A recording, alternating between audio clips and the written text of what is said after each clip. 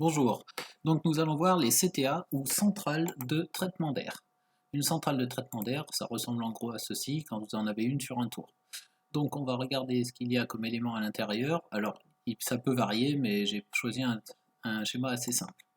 Alors voilà à quoi ça va ressembler. Nous avons tout d'abord sur la gauche ce qu'on appelle la zone de mélange.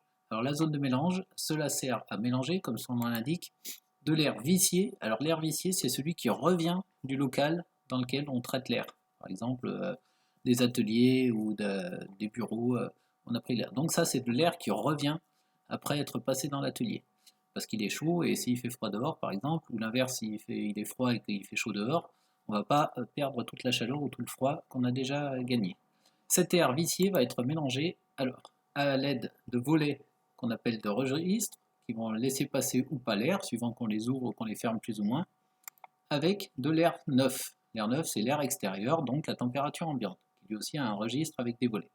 Donc le mélange une fois effectué, l'air va être aspiré à travers un filtre par un ventilateur.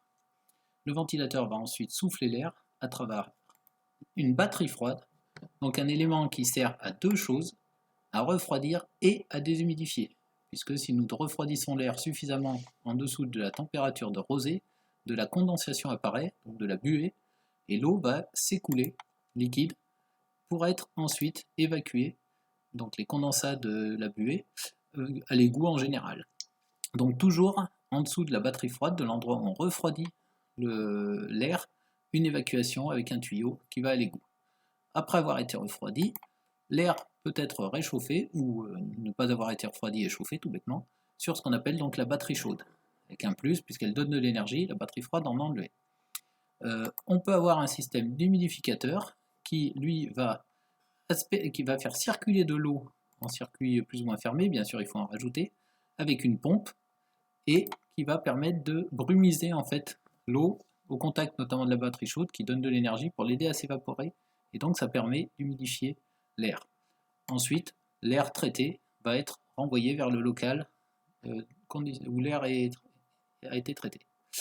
Alors, un autre exemple, par exemple donc un atelier agroalimentaire dans lequel vous avez de l'air neuf, la zone de mélange est ici, l'air neuf arrive par là avec le registre et les volets, tout ça est régulé automatiquement, avec également l'air vicié qui revient donc de l'atelier. Après avoir été mélangé, nous avons le filtre, puis la batterie chaude. Alors, la batterie chaude peut être une résistance électrique. Dans le cas présent, la batterie chaude est reliée à une chaudière, avec ici un brûleur, un combustible, et un circuit de fluide caloporteur, donc de l'eau chaude en général, de l'eau qui a été chauffée dans la chaudière et qui va permettre de réchauffer l'air ici dans la batterie chaude. Ensuite, nous avons la batterie froide, qui elle est reliée à un groupe froid.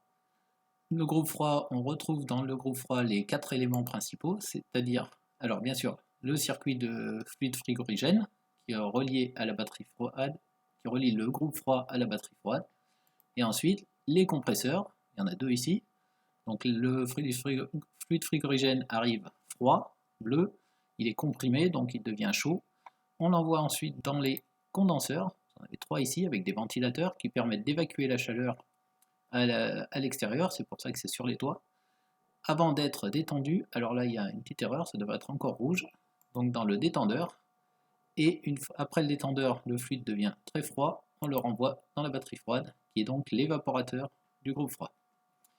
Ensuite, vous avez de nouveau l'humidificateur et le ventilateur avant de diffuser l'air traité dans le local. Alors pour la diffusion de l'air traité, nous pouvons avoir des gaines chaussettes. Par exemple, c'est ce qui se fait de mieux. Des gaines donc, qui sont au plafond et qui sont en fait des filtres, par exemple comme ceci, qui permettent de filtrer l'air une dernière fois et également d'uniformiser la diffusion de l'air dans tout le local et de ne pas avoir une bouche d'aération à un mur et puis l'air à l'autre bout qui n'a plus du tout les mêmes caractéristiques. Donc voilà pour cette vidéo.